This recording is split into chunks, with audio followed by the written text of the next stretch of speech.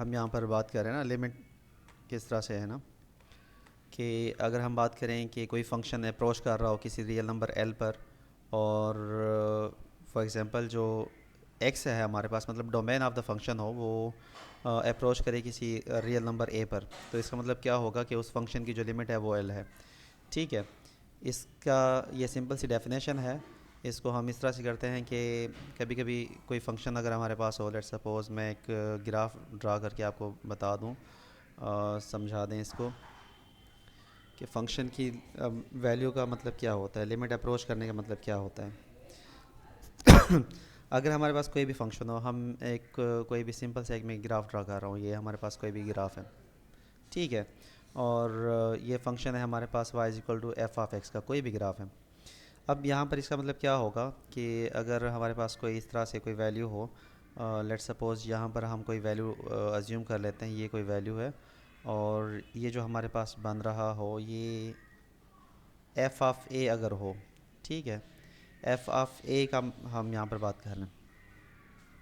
ठीक है। इसका मतलब क्या होगा कि यहाँ पर जो हमारे पास वैल्यू है वो यहाँ पर एक्स की वैल्यू ए की बात हो रही है। ठीक है।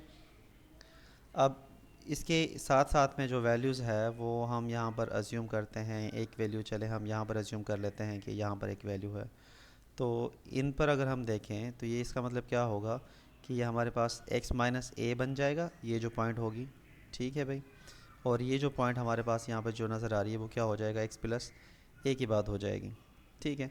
अब यहाँ पर ये जो इसका जो हम इसको अगर मैप करें तो इसका मतलब क्या होगा, एफ़ ऑफ एक्स माइनस ए की बात हो रही है। ठीक है। और यहाँ पर हम इस तरह से कह सकते हैं कि ये हमारे पास एक्स माइनस ए की बात हो रही है, और यहाँ पर जो बात हो रही है वो एफ़ ऑफ एक्स प्लस ए की बात हो रही है। ठीक है। इसका मतलब क्या है कि हम लेफ़्ट साइड राइट साइड से जैसे जैसे जो x is equal to A की तरफ अप्रोच करते जाएंगे तो वो अप्रोच करता जाएगा, यहाँ से अगर हम अप्रोच करें तो वो एफ़ ऑफ ए की तरफ अप्रोच करता जाएगा। ये सिंपल सा लिमिट का कॉन्सेप्ट था। और यहाँ पर जो हम बात कर रहे हैं ना कि ये जो पॉइंट है, इस पॉइंट को हम रिप्रेजेंट कर सकते हैं। लेट्स सपोज हमने यहाँ पर जो डोमेन में दिया हुआ वो ए दिया हुआ है, वो ए कामा एफ ऑफ ए को हम इस तरह से लिख सकते हैं।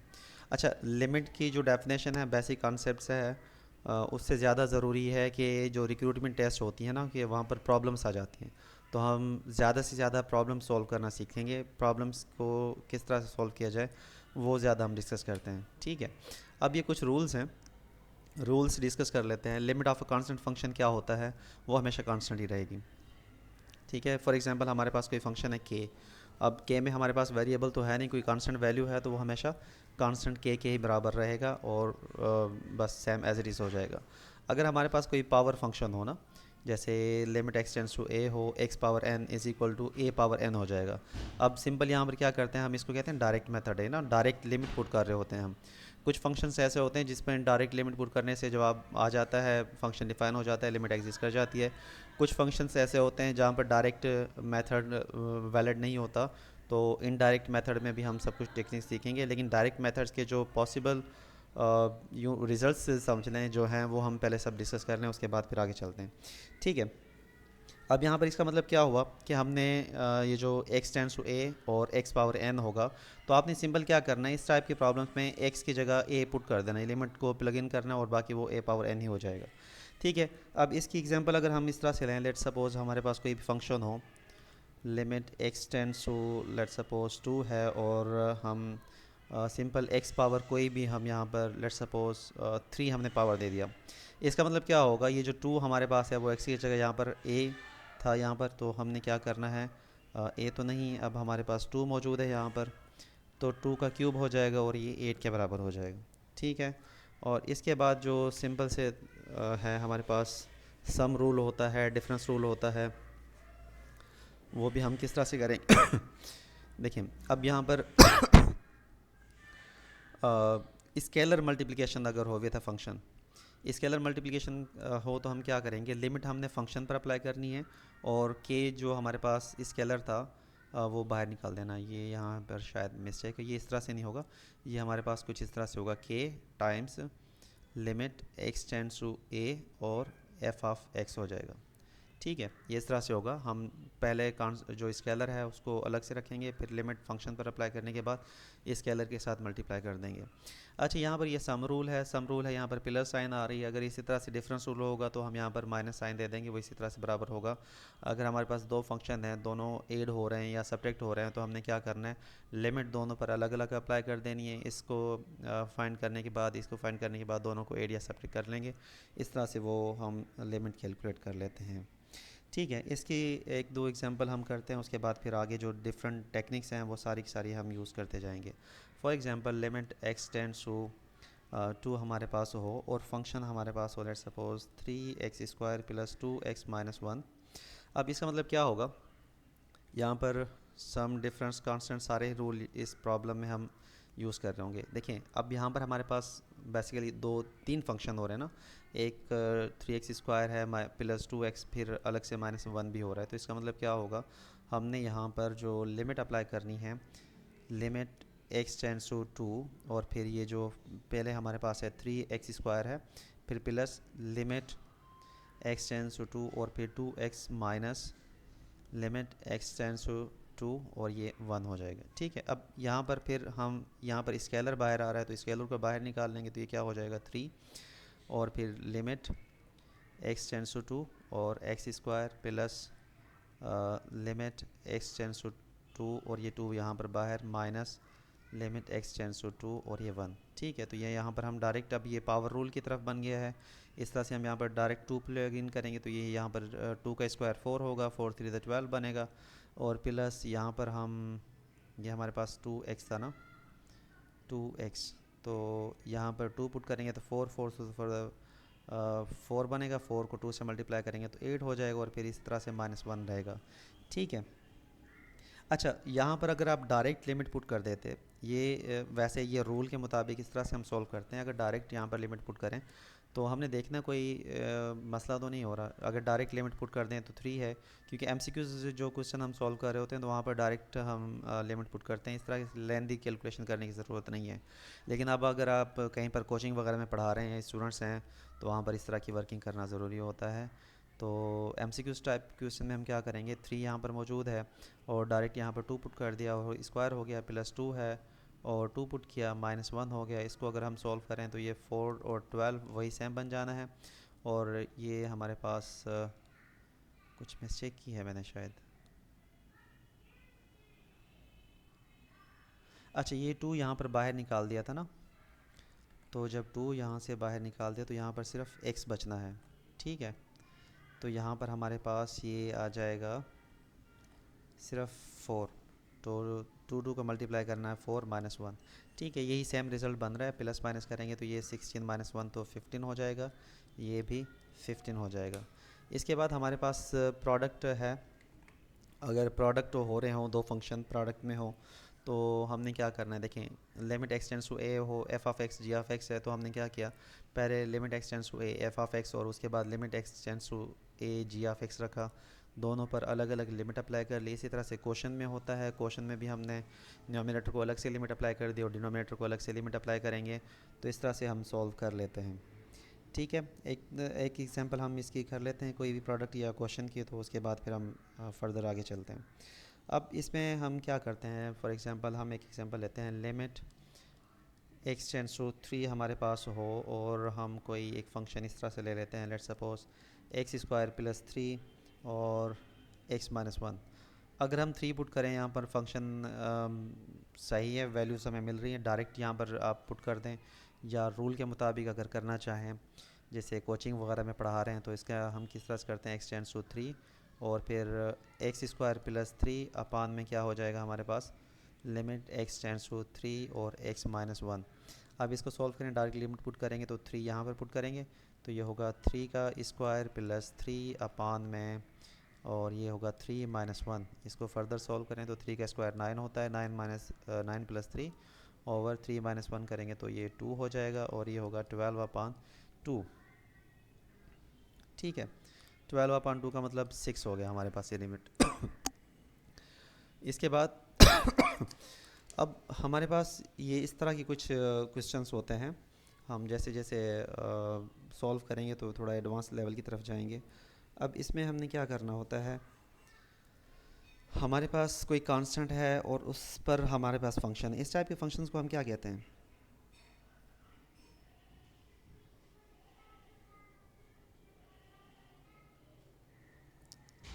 मौजूद हैं क्लास में सब? सर एक्सपोनेंशियल फंक्शन हम बोल सकते हैं इनको। एक्सपोनेंशियल फंक्शन हम इसको कह सकते हैं। तो इस तरह पे हमने क्या करना है, तो वो जो हमारे पास कांस्टेंट नंबर है वो सेम लिमिट हमने पुट करनी है, वो जो फंक्शन हमारे पास होगा ना, ठीक है।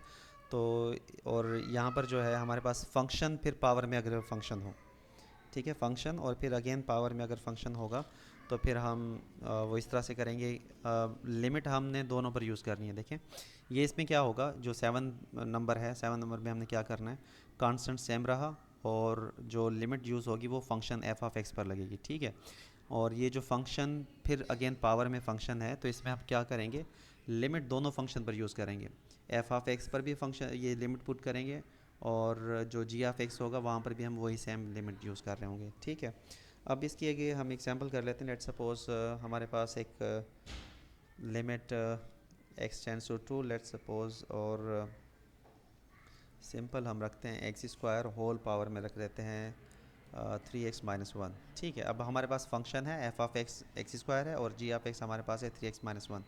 तो इस पर हम अगर लिमिट अप्लाई करेंगे तो ये क्या होगा, limit X tends to two, जैसे यहाँ पर है ये टू, ए की वैल्यू टू है, एफ ऑफ एक्स हमारे पास एक्स स्क्वायर है और यहाँ पर limit X tends to two और जी ऑफ एक्स जो है हमारे पास वो 3x-1 है। अब डायरेक्ट अगर लिमिट पुट करें तो यहाँ पर टू की लिमिट पुट करेंगे तो ये हमारे पास होगा 2 का स्क्वायर करेंगे तो 4 हो जाएगा, ठीक है। और यहाँ पर अगर हम लिमिट पुट करें तो 3 to the 6, 6-1 5 हो जाएगा। तो ये 4 पावर 5 हमारे पास रिज़ल्ट बनेगा। अब 4 पावर 5 किसके बराबर होता है, इसको बाय यूजिंग कैलकुलेटर भी आप सॉल्व कर लेना, ठीक है। और फर्दर हम देखें 9th नंबर में हमारे पास जो है कि अगर हमारे पास अच्छा, इससे पहले हमने एक स्केलर वाला देखा था ना। स्केलर में क्या करते हैं हम कि स्केलर को बाहर निकालने के बाद लिमिट फंक्शन पे पुट कर रहे हैं, वही सेम एल एन वाले केस में हमने करना है।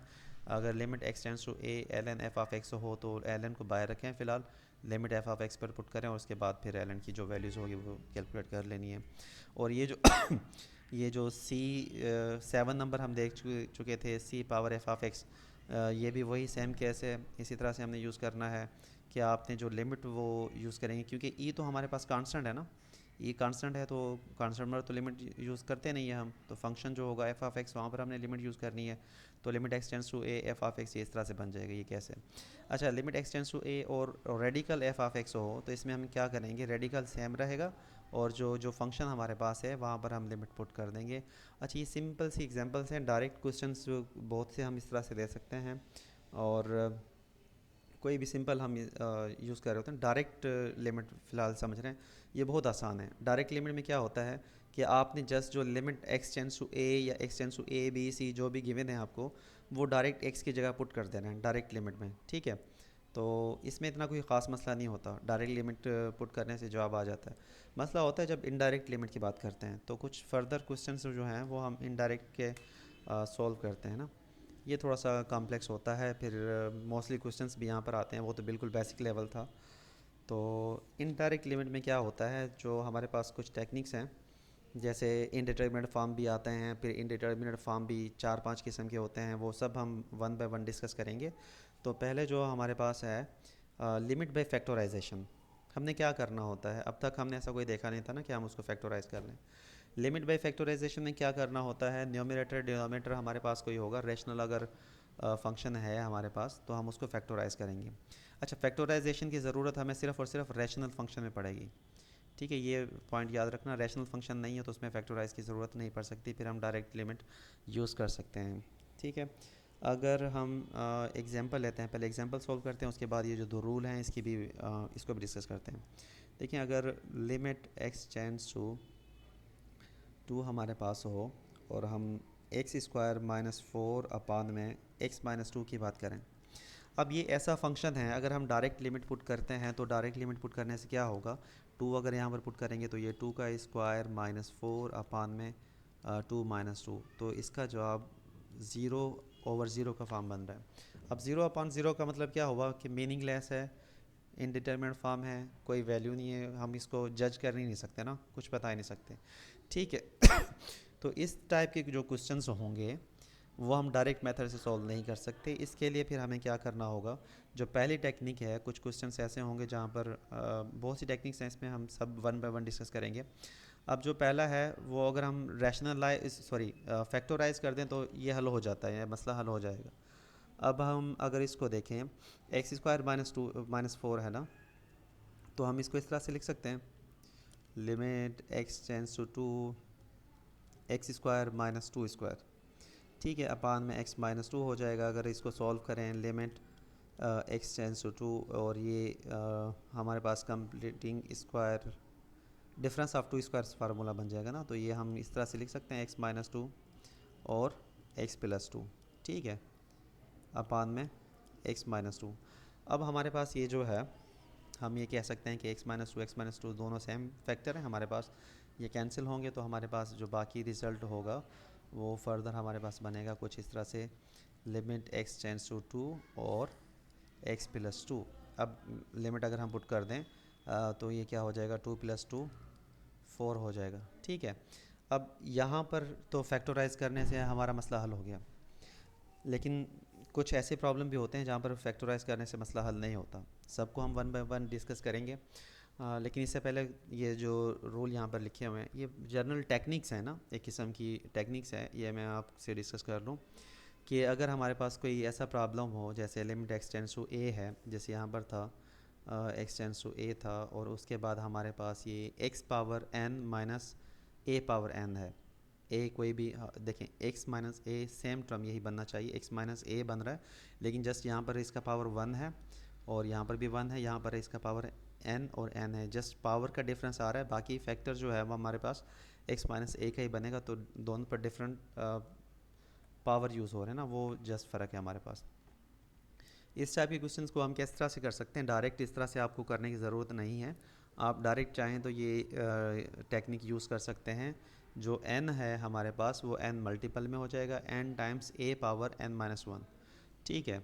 अब अगर इसी प्रॉब्लम को हम इस तरह से देखें, क्या हम इस तरह से सॉल्व कर सकते हैं?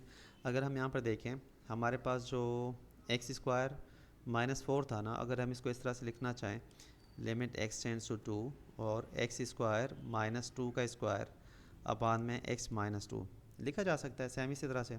यहाँ पर x-2 x-2 वही सेम बन गया, और ठीक है।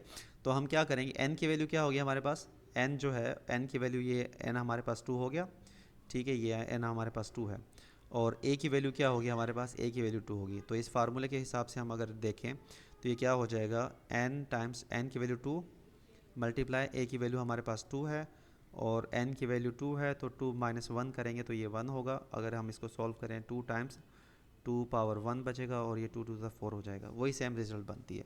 आप चाहें तो ये मेथड यूज़ कर लें, चाहें तो ये मेथड यूज़ कर लें, आपकी मर्ज़ी है, जिस तरह से आपको इजी लगे। और मोस्टली एमसीक्यूज़ जब टैकल करने हों तो हम शॉर्टकट ही ढूंढते हैं, तो बेहतर है कि ये टेक्निक यूज़ करें, ठीक है। अच्छा, कुछ और प्रॉब्लम्स देखते हैं, उसके बाद फिर ये जो सेकंड पार्ट है ये भी मैं डिस्कस कर रहा हूँ आप लोगों से। अब हमारे पास कुछ इस तरह से एक प्रॉब्लम है, लेट्स सपोज हम डिफ़ाइन करते हैं कि लिमिट x टेंस टू 3 और x पावर 4 -81 अपान में हम लिखते हैं x-3। अब यहाँ पर देखें, और ये कौन सी फॉर्म बन रही है हमारे पास, 1 या 2?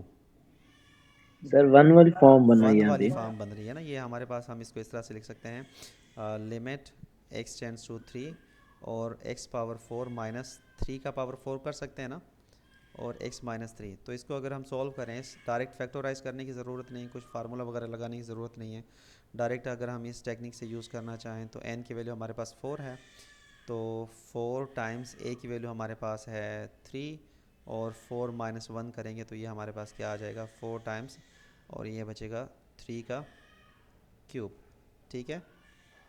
तो ये क्या हो जाएगा, 3 का क्यूब होता है 27, 4 मल्टीप्लाई बाय 27। अब इसका जो रिज़ल्ट होगा वो 4 7 28, 2 4 दूनी 8 2 16, 108, ठीक है। इस तरह से हम इसको सॉल्व कर सकते हैं। अब एक और प्रॉब्लम हम लेते हैं जिसमें हम जो सेकंड फॉर्म है ना उसको डिस्कस कर सकें। मैं यहाँ पर ले लेता हूँ, होपफुली कुछ यहाँ पर हम कर लेंगे। ठीक है, अब कोई एक एग्जांपल लेते हैं जिसमें हम सेकंड फॉर्म को डिस्कस कर सकें। Let's suppose limit x tends to 2, यहाँ पर हम डिस्कस करते हैं तो x पावर 4 माइनस 16 अपान में एक्स स्क्वायर माइनस 4। ठीक है, अब अगर हम इसको देखें तो हम इस क्वेश्चन को ब्रेक कर सकते हैं m और n पावर्स में ना। ये जो सेकंड पार्ट है, ये सेकंड, इसकी एग्जांपल यहाँ पर है, और ये फर्स्ट का ही है। ठीक है, अब इसको हम इस तरह से लिख सकते हैं लिमिट x टेंड्स टू 2, और ये जो x पावर 4 है ये तो सेम रहेगा, माइनस 2 का अगर हम पावर 4 कर दें तो ये 16 हो जाता है ना, और ये एक्स स्क्वायर सेम रहा, माइनस 2 का स्क्वायर कर दें। अब यहाँ पर m की वैल्यू क्या है, m हमारे पास क्या था, जो न्यूमरेटर का पावर हो वो 4 है, और n की वैल्यू क्या हो जाएगी यहाँ पर 2 हो जाएगी। ठीक है, और a की वैल्यू क्या रहेगी, a हमारे पास क्या होगा 2 रहेगा। ठीक है, अब इस फार्मूले के मुताबिक हम क्या कर सकते हैं, m अपान n, तो m हमारे पास 4 है, 4 ओवर 2 रखेंगे, और a की वैल्यू 2 है, 2 पावर हम 4 माइनस 2 करेंगे, तो इसको अगर हम सॉल्व करें तो ये हमारे पास 2 बचेगा, और ये बचेगा हमारे पास 2 का पावर 2, ये 4 होता है, 4 टू द 8। ठीक है, डायरेक्ट आप इस तरह से इसका रिज़ल्ट फाइंड कर सकते हैं। कोई कन्फ्यूजन तो नहीं है? क्लियर है सब? ठीक है, जी सर क्लियर है। चलें एक और हम सॉल्व करते हैं बाय रैशनलाइजेशन। फैक्टराइजेशन क्लियर हो गया, और अब रैशनलाइजेशन देखते हैं। अब रैशनलाइजेशन में क्या होता है, हम रैशनलाइज की ज़रूरत पड़ती क्यों है, अगर हमारे पास कोई इरेशनल एक्सप्रेशन मौजूद हो, इरेशनल एक्सप्रेशन होती है तो हम उसको रैशनलाइज करते हैं। ठीक है ना, चाहे वो, इसके लिए भी हमारे पास एक वो फंक्शन जो है वो रैशनल फंक्शन होना चाहिए, और रैशनल फंक्शन में हम देखेंगे कि हमारे पास जो डिनोमिनेटर न्यूमरेटर जो हैं वो दोनों इरेशनल ना हो। ठीक है, अगर इरेशनल हैं तो हम रैशनलाइज कर देंगे। अब हम डायरेक्ट एग्जांपल लेते हैं और उसके बाद सॉल्व करते हैं ना। Let's suppose limit x tends to 0 हमारे पास हो, और रेडिकल 4 माइनस एक्स स्क्वायर, और यहाँ पर हम माइनस 2, थोड़ा सा radical 4 minus X square minus 2 अपान में जस्ट एक्स हमने यहाँ पर लिया हुआ है। अब देखिए यहाँ पर अगर हम डायरेक्ट ज़ीरो पुट कर देते हैं तो क्या होता है, क्योंकि ये जो हम डिस्कस कर रहे हैं ना रैशनलाइजेशन फैक्टराइजेशन, ये इनडायरेक्ट मेथड में कर रहे हैं। अगर हम डायरेक्ट यहाँ पर लगाना चाहें तो डायरेक्ट क्यों नहीं लगा सकते। पहले तो हम यहाँ पर देखें तो डिनोमिनेटर में ज़ीरो आ रहा है, और फिर यहाँ पर भी अगर हम ज़ीरो पुट कर देंगे तो ये क्या होगा, ये हमारे पास 4 बचेगा, 4 का स्क्वायर रूट करेंगे तो 2 माइनस 2 हो जाएगा, और ये ज़ीरो मतलब ज़ीरो ओवर ज़ीरो की फॉर्म बन जाएगी, इनडिटर्मिनेट फॉर्म बन रही है। इससे हटने के लिए, इससे बचने के लिए हमने क्या करना है, यहाँ पर इसको हम रैशनलाइज कर देंगे। ठीक है, अब हम इसको सॉल्व करते हैं बाय रैशनलाइजेशन। क्या करेंगे रैशनलाइजेशन, हम डिनोमिनेटर न्यूमरेटर, सर न्यूमिनेटर करेंगे यहाँ पे। न्यूमरेटर करेंगे। ठीक है, क्योंकि जो इरेशनल टर्म हमारे पास मौजूद है तो हम उसको रैशनलाइज कर देंगे, तो हमारे पास ये होगा limit x tends to 0 radical 4 minus X square और माइनस 2 अपान में x मल्टीप्लाई। अच्छा, रैशनलाइजेशन का मतलब क्या होता है कि हम मल्टीप्लाई और डिवाइड कर रहे होते हैं उसी सेम टर्म से ना। तो हमारे पास जो टर्म, हमारे पास जो इरेशनलाइज हमने रैशनलाइज किया है वो x 4 माइनस एक्स स्क्वायर, यहाँ पर अगर हम माइनस रख रहे हैं तो यहाँ पर हमने प्लस 2 रखना है। ठीक है, और यहाँ पर भी वही same 4 minus X square plus 2। अब अगर हम इसको सॉल्व करें तो ये हमारे पास कुछ इस तरह से होगा, ये जो टर्म है स्क्वायर रूट कैंसिल हो जाएगा, और limit x tends to 0 square root cancel, तो ये बचेगा 4 माइनस एक्स स्क्वायर माइनस, अच्छा 2 का भी स्क्वायर, यहाँ पर हम यूज़ कर रहे हैं ये difference of two square formula, A square minus B square जो बराबर होता है A plus B, A minus B, यहाँ पर देखें तो ये ए हमारे पास टर्म जो है रेडिकल साइन वाला, और बी टर्म ये टू, और यहाँ पर भी ए वही रेडिकल साइन टर्म और बी टर्म जो टू हमारे पास है, डिफरेंस यहाँ पर साइन का है। तो हम ये फार्मूला यहाँ पर यूज़ कर सकते हैं। तो जब रेडिकल टर्म और रेडिकल टर्म जब मल्टीप्लाई होंगे तो यहाँ पर रेडिकल जो है वो कैंसिल हो जाएगा, और यहाँ पर हमारे पास जो है वो 4 - x² बचना है। और फिर ये जो हमारे पास -2 और +2 है, तो यहाँ से हम 2 का स्क्वायर ले लेंगे, क्योंकि ये b का स्क्वायर है ना। तो b का स्क्वायर जब हम लेंगे तो हमारे पास हो जाएगा ये -4, ठीक है। अपान में अब हमारे पास क्या होगा, हमने यहाँ पर x को मल्टीप्लाई करना है, x को मल्टीप्लाई करना है इस कंप्लीट टर्म के साथ, 4 - x² माइनस सॉरी +2। और अब अगर हम यहाँ पर इसको देखें तो 4 कैंसिल हो जाएंगे। हमारे पास जो सिंपल टर्म बचना है वो हमारे पास कुछ इस तरह से बचेगा।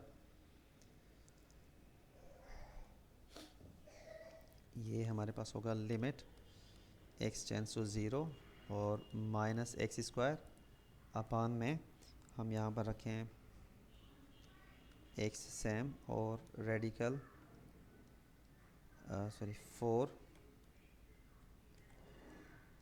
-x² +2, ठीक है। अब अगर हम लिमिट पुट करते हैं तो क्या होगा, क्या 0/0 की फॉर्म बन जाएगी। अगर हम डायरेक्ट लिमिट पुट करते हैं तो ये हमारे पास क्या होगा, -0² अपान में ये ज़ीरो हो जाएगा। तो इसके साथ बाकी जो भी टर्म है वो सारे सारे ज़ीरो हो जाएगा ना, सही कह रहा हूँ।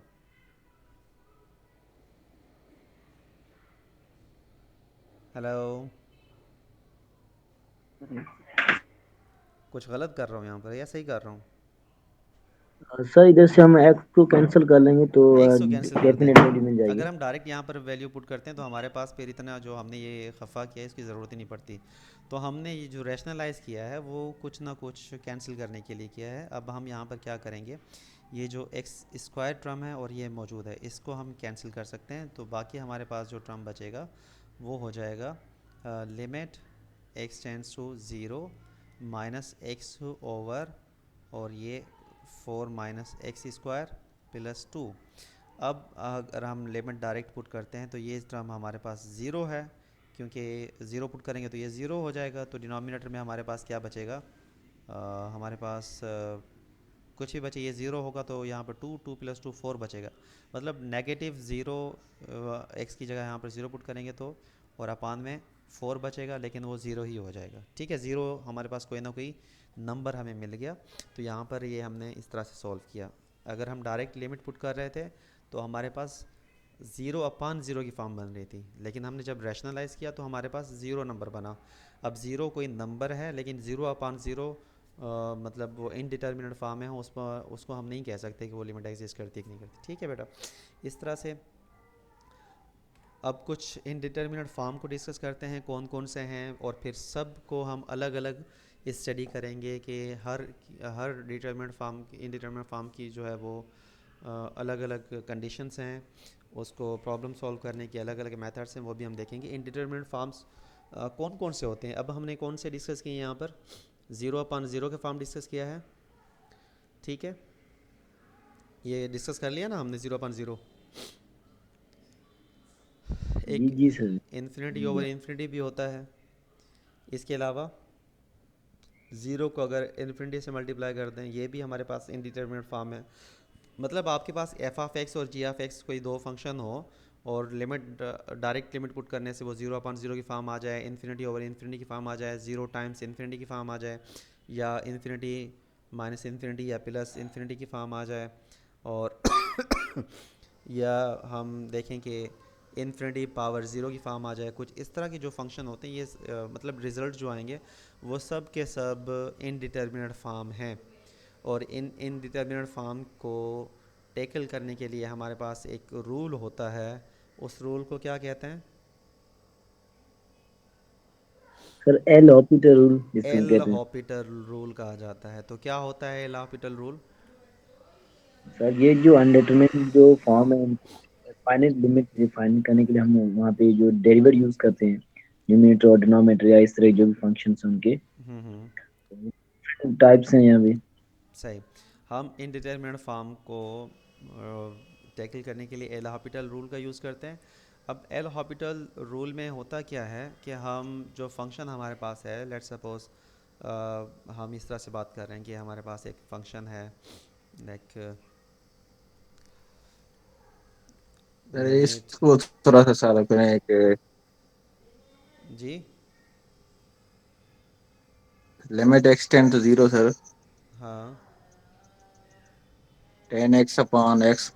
अच्छा देखिए, हम ट्रिग्नोमेट्रिक जो है वहाँ पर ये सब स्टेप बाय स्टेप जाएंगे। तो इंडिटरमिनेट फॉर्म ट्रिग्नोमेट्रिक जो लिमिट किस तरह से फाइंड करते हैं, ये सारा हमारा वो इसमें है शेड्यूल में, तो हम स्टेप बाय स्टेप चलते हैं ना। ठीक है। ठीक है सर, ठीक है। ठीक है, तो हम पहले ये डिस्कस कर लें, उसके बाद ट्रिग्नोमेट्रिक लिमिट जो है, और फिर जो आहिस्ता आहिस्ता सारे स्टेप बाय स्टेप हम कॉम्प्लेक्स तक चलते रहेंगे। अब एल हॉपिटल रूल में हम क्या करते हैं कि लिमिट एक्सटेंड्स टू ए हमारे पास हो और F of X over G of X हो, तो हम क्या करते हैं, अच्छा ये जो फॉर्म होना चाहिए F of X G of X, direct limit put करने से इनमें से कोई फॉर्म आ जाए, 0/0, इन्फिनिटी ओवर इन्फिनिटी, या जो हमने इनडिटर्मिनेट फॉर्म डिस्कस की हैं वो सब यहाँ पर अगर कुछ आ जाते हैं, तो हम क्या करते हैं, हम इसको कन्वर्ट करेंगे पहले। हम देखते हैं कि हमारे पास जो है वो 0/0 की फॉर्म बननी चाहिए ना। यहाँ पर जो है अगर 0/0 की फॉर्म है तो डायरेक्ट एल हॉपिटल रूल लगा देते हैं। इन्फिनिटी ओवर इन्फिनिटी आ रहा है तब हम कोशिश करेंगे कि इसको 0/0 की फॉर्म में कन्वर्ट कर लें, उसके बाद लगा दें। और ये भी जो हमारे पास जो भी इस तरह के टाइप होंगे ना, इन सब को हम कोशिश करेंगे कि इन्फिनिटी ओवर इन्फिनिटी की फॉर्म में लगा लेकर आ जाएँ, और फिर 0/0 की फॉर्म में लेकर आ जाएँ, उसके बाद एल हॉपिटल रूल लगाएं। ठीक है, ये इसकी थोड़ी सी एक टेक्निक है, और सबके हम one by one problem solve करेंगे। तो पहले हम एल हॉपिटल रूल को समझते हैं होता क्या है।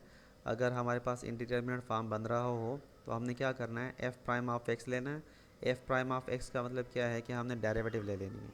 ठीक है, सिंपल डेरिवेटिव लेनी है न्यूमरेटर की, और फिर डेरिवेटिव ले लेनी है डिनोमिनेटर की, उसके बाद लिमिट अप्लाई करनी है। लिमिट भी होगा यहाँ पर, लिमिट एक्स टेंड्स टू ए और F prime of X over G prime of X. ठीक है, इस तरह से हम ये सॉल्व करेंगे। और वो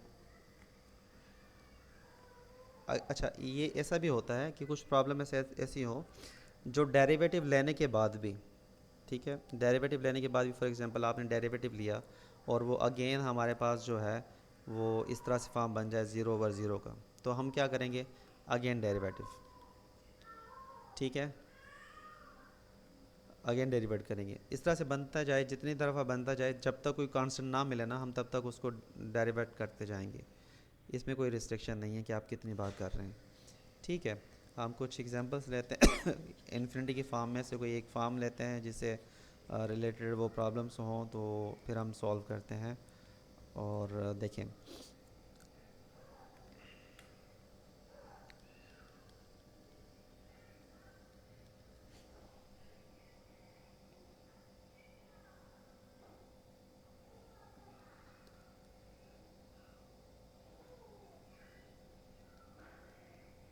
हमारे पास एक सिंपल सा फंक्शन है x² - 9। अब अगर हम यहाँ पर देखें तो अच्छा इसको हम वो फैक्टराइज से कर सकते हैं।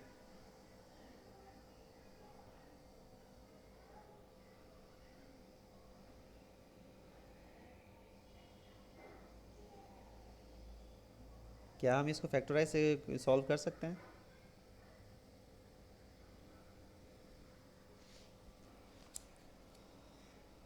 जी सर, इनके फैक्टर निकाल सकते हैं यहाँ पर, a cube minus b cube formula divide by a square minus B square का फार्मूला हम लगा सकते हैं।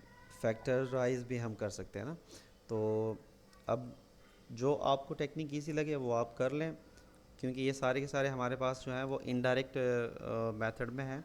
तो अब अगर हम यहाँ पर देखें, डायरेक्ट अगर हम लिमिट पुट करते हैं, डायरेक्ट अगर लिमिट पुट करेंगे तो ये 3 का क्यूब माइनस 27 ओवर 3 का स्क्वायर माइनस 9, तो हमारे पास ये हो जाएगा 27 ओवर 9 - 9, मतलब 0/0 की फॉर्म बन गई। इनडिटर्मिनेट फार्म जो हमने डिस्कस की थी वो पहले इनडिटर्मिनेट फार्म ये बन रही है। ठीक है, अब इस तरह की प्रॉब्लम्स को हम किस तरह से यहाँ पर ये भी मेथड हमारे पास है एल हॉपिटल रूल। और कहीं कहीं फैक्टराइजेशन अगर मुश्किल हो जाए तो एल हॉपिटल रूल हमारे पास आसान हो जाता है। हमने क्या करना है, डेरिवेट करना है लिमिट एक्स टेंड्स टू 3। अगर 3 x³ है, इसकी डेरिवेट करेंगे तो हमारे पास होगा 3x²। और ये -0 ज़ीरो टर्म है तो इसको हम नहीं लिखते। ठीक है, ज़ीरो बन जाएगा कांस्टेंट टर्म की डेरिवेटिव। और यह जो x² है तो इसका हमारे पास 2x बन जाएगा। ठीक है, अब अगर हम लिमिट पुट करें तो क्या होगा, अगर हम ये 3 और ये 3 का स्क्वायर अपान में 2 और ये 3 हो जाएगा। तो अब अगर हम सॉल्व करें, ये 9 9 3 27, या सिंपल इसको हम इस तरह से कर दें कि ये 3 हमारे पास है, ये 3 कैंसिल हो जाएगा। ठीक है, और फिर इसको हम ये 3 का स्क्वायर 9 हो जाएगा, 9/2 हो जाएगा। ठीक है, पहला केस जो है हमारे पास 0/0 का फॉर्म, हम इस तरह से उसको सॉल्व कर सकते हैं।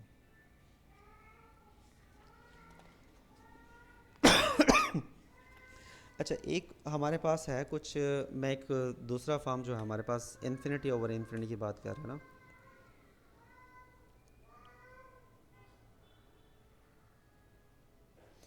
अब एक केस हम इन्फिनिटी ओवर इन्फिनिटी लेते हैं, उसके बाद फिर ये इस तरह से डिस्कस करते जाएंगे।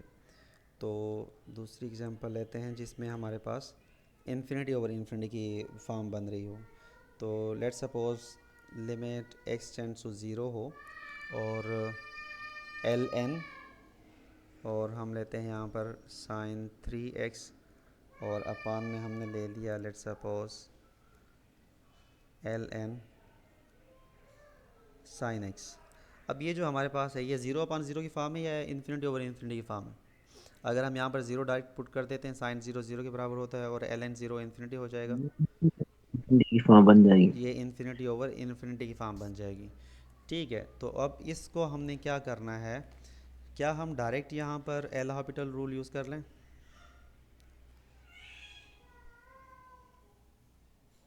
कर सकते हैं ना, क्योंकि 0/0 की फॉर्म हो या इन्फिनिटी अपान इन्फिनिटी की फॉर्म हो तो हम एल हॉपिटल रूल यूज़ कर सकते हैं। बाकी जो इन्फिनिटी होंगी जो यहाँ पर हमने डिस्कस जी किया सर, था, कर सकते ये हैं दो, डेरिवेटिव निकाल। हाँ ये दो यहाँ पर हों तो हम एल हॉपिटल रूल यूज़ कर सकते हैं। अगर इस टाइप की हमारे पास इनडिटर्मिनेट फॉर्म होगा तो हम कोशिश करेंगे या तो इसको इस फॉर्म में कन्वर्ट करें या इसको इस फॉर्म में कन्वर्ट करें। ठीक है, और ये सारी इसको हम एक्स हो जाएगा और एल डेरिवेटिव एल, आवाज़ में मैं कह रहा हूँ एल एन एक्स अगर हमारे पास हो तो इसकी डेरिवेटिव कैसे हो, क्या होगी, लिख सकते हैं 1/3। आवाज आवाज़ नहीं आ रही भाई, माइक का तो मसला नहीं है, सिर्फ आवाज़ है।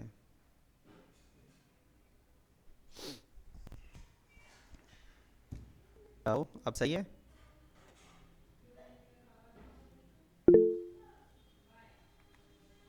आवाज़ सही है अब।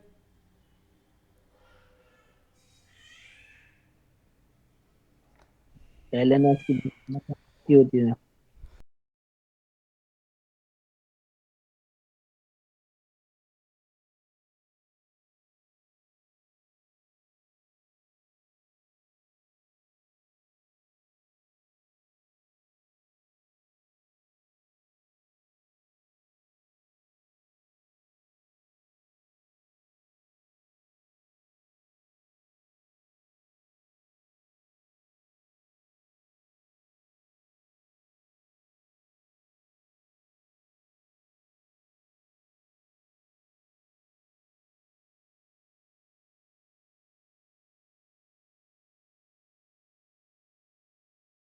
जी जी जी जी सर। सर, आ रही है, 1/x होगी। चलें ठीक है, अब आवाज़ सही है तो हम इसको कंटिन्यू करते हैं। तो एल एन एक्स हमने 1/x लिखा, तो एल एन साइन 3x है, तो ये हम क्या करेंगे, चेन रूल यहाँ पर यूज़ करेंगे ना, फंक्शन ऑफ द फंक्शन है ये, आ फिर रही है ऑफ द सर। फंक्शन है। ठीक है, तो ये हम 1/sin 3x लिखेंगे यहाँ पर, और फिर साइन की हमारे पास डेरिवेटिव क्या होती है, कॉस होती है। तो फिर यहाँ पर हम क्या करेंगे, कॉस 3x, और फिर अगेन जी सर, अभी आवाज आ रही है, पहले नहीं आ रही। चलें ठीक है। तो फिर ये जो 3x के जी सर, डेरिवेट आ रही करेंगे है तो 3 आवाज। होगा। नेट का प्रॉब्लम है। चलें ठीक है।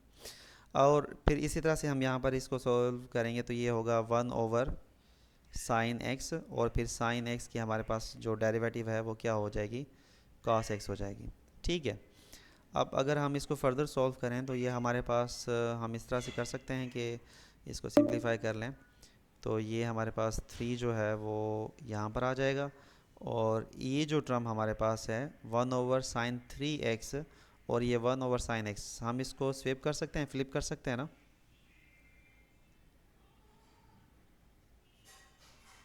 ये जो टर्म है देखें, साइन 3 एक्स और 1 ओवर साइन एक्स ना, इसको हम इस तरह से फ्लिप कर सकते हैं। ठीक है ना। तो ये हमारे पास क्या बनेगा, limit x tends to zero, और ये हो जाएगा हमारे पास साइन एक्स और फिर कॉस 3 एक्स। ठीक है, अपान में ये हमारे पास हो जाएगा साइन 3 एक्स और कॉस एक्स।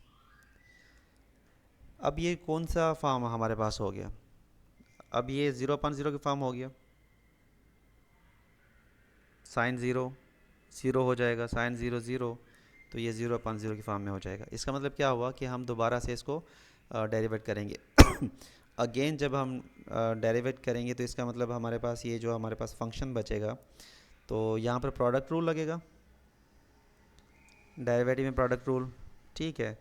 तो ये 3 times limit x tends to zero, और इसकी जो डेरिवेटिव होगी हम किस तरह से करते हैं,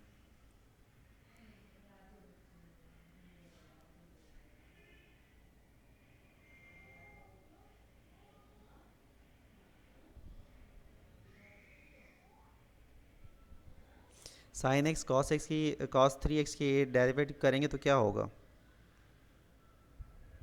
रूल याद है प्रोडक्ट रूल डेरिवेटिव में।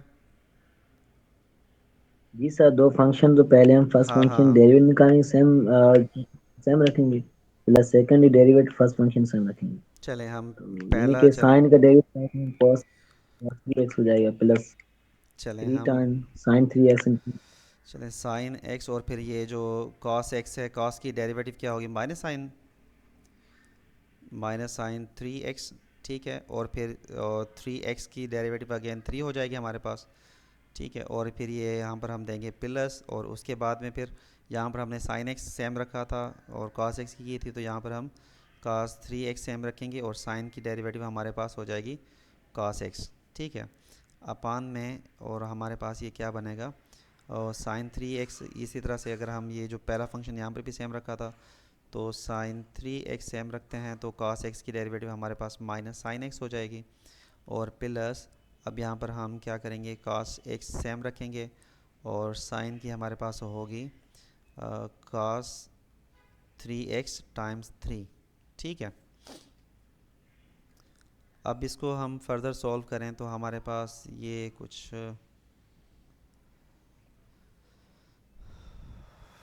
रिज़ल्ट जो होगा, 3 लिमिट x टेंड्स टू 0, और यहाँ पर अगर हम इसको सिंप्लीफाई करें तो हमारे पास क्या बनता है, ये sign minus 3 sign x 3x हो जाएगा ना, ये क्योंकि माइनस है हमारे पास, हम इसको कह सकते हैं -3 साइन x साइन 3x। ठीक है, और ये प्लस का हमारे पास बनेगा प्लस cos 3x और cos x, अपान में ये जो हमारे पास है साइन 3x, माइनस हो जाएगा ये भी, -साइन 3x और sign x plus 3 cos 3x, और ये होगा cos x।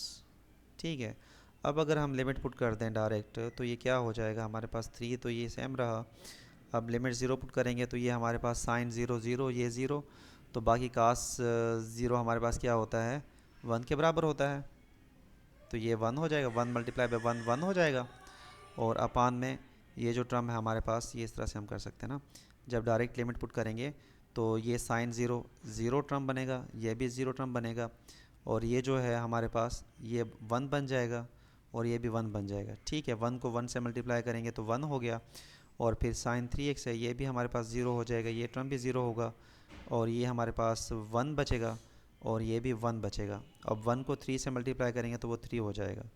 ठीक है, तो ये हमारे पास 3 हो जाएगा। अब 3 3 कैंसिल कर लें, या ये 1 हमारे पास रिज़ल्ट फाइनल बनेगा। ठीक है, अब हमने दो केस डिस्कस किए हैं, zero over zero, infinity over infinity. बाकी के जो केस हैं वो हम इंशाल्लाह नेक्स्ट क्लास में डिस्कस करेंगे, और ट्रिग्नोमेट्रिक जो बाकी जितने भी केसेस हैं लिमिट के, वो हम सब डिस्कस करेंगे वन बाय वन। और टेस्ट भी इसकी हम कोशिश करेंगे कि इस वीक में जो फ्राइडे को ही लिमिट की भी टेस्ट आपसे शेयर कर दी जाए, और डिस्क्रीट की भी सर रितेश से शेयर करेंगे।